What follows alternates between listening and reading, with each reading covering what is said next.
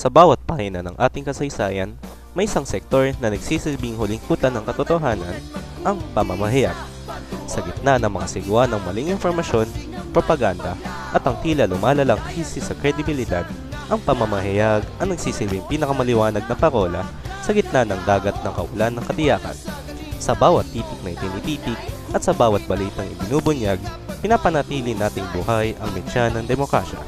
Ang kagalingan ng isang periodista ay hindi sinusukat sa dami ng likes o shares, kundi sa tapang na maglahad ng katotohanan, kahit pa ito'y mapait at kahit pa ito'y delikado.